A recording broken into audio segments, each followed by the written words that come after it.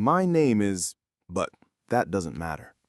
What matters is this: a story about how the greed for profit can poison everything around it, taking the lives of those who never should have suffered. Before we begin, don't forget to like, subscribe, and share this video. Your support helps us bring you more gripping documentaries like this one. Now, let's dive in. Long ago, this was a small fishing village on the shores of the warm Mediterranean Sea.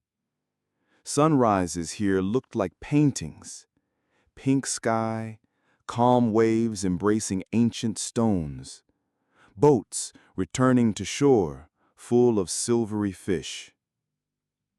Women on the beach hung their nets, laughing, shaking out tiny fish. Children ran between fishing boats, laughing, splashing in the waves. Old fishermen sat under canopies, telling stories of storms and great fish that slipped away. Here, everyone knew each other by name. Life was simple and honest. It seemed the trouble would never reach this place, but it always comes quietly. When a new mercury plant was built nearby, everyone rejoiced. "Now our children will have an education," said the elders. "We'll be able to buy new boats," the fishermen said.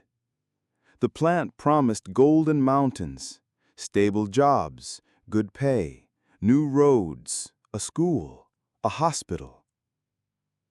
People believed because they wanted to believe. They did not know that, along with the money, drop by drop, poison was entering their sea. For the first few years, everything seemed fine.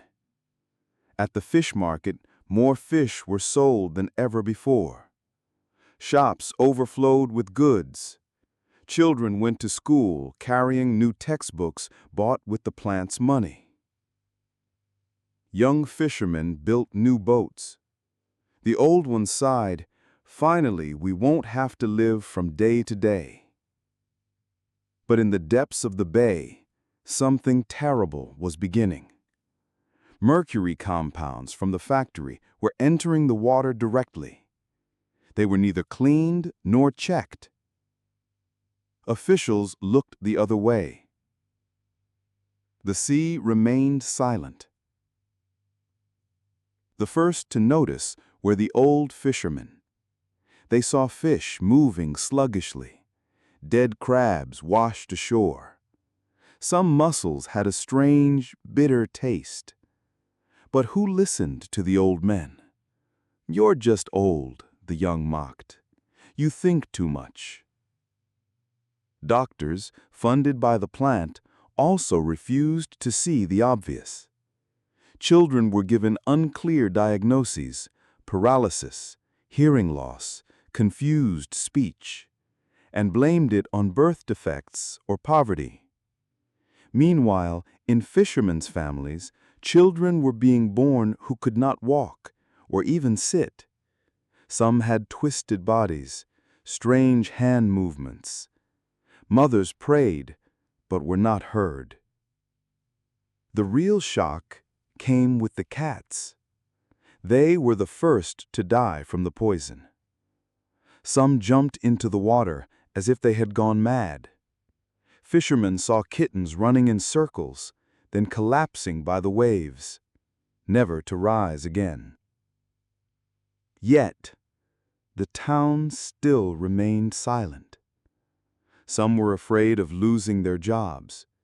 Some didn't want to quarrel with neighbors who worked at the plant. But a young doctor from the big city, having heard these rumors, came to the village.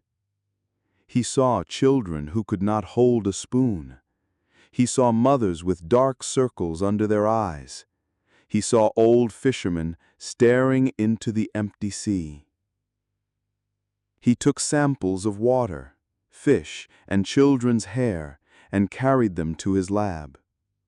What he saw under the microscope shocked him.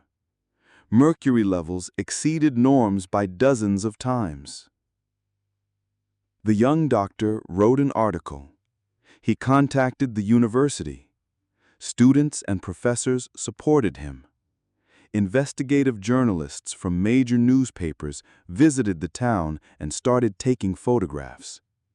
In those photos were paralyzed children, fishermen with trembling hands, dead fish on the shore, ruined boats. When the first newspapers printed these images, people in big cities couldn't believe their eyes. How could something like this happen in peacetime? How could a small village that lived off the sea be dying because of that very sea? The authorities tried to stop the wave. Officials, together with the plant owners, launched a campaign against alarmists.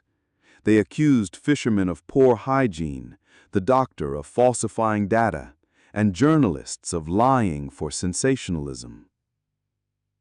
But people who saw their children suffering could no longer stay silent.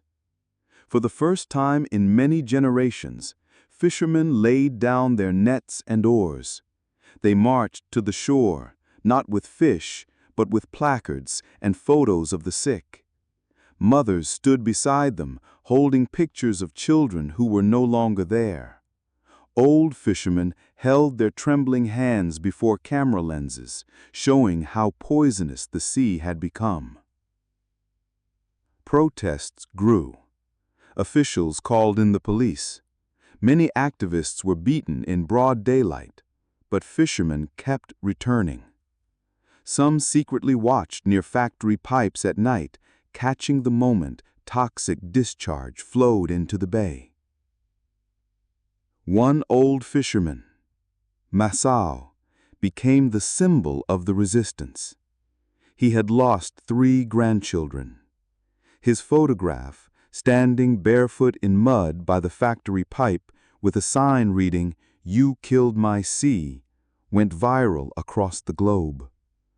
Masao didn't speak English, but he was invited to conferences in Europe and America as someone who'd become the face of a forgotten tragedy. Thanks to people like him, the world learned the truth. Environmentalists came here, took water samples, and proved mercury would remain in seabed deposits for decades. Fish that survived became carriers of poison. Children born with defects required lifelong care. After many years of legal battles, the plant owners finally admitted, yes, mercury was the cause of illness. They were forced to pay compensation to all families who lost loved ones. But the money was bitter, like poisoned seawater. Many died before receiving any compensation. Many families left with empty pockets and broken hearts, leaving behind nets, rotted boats, and empty homes.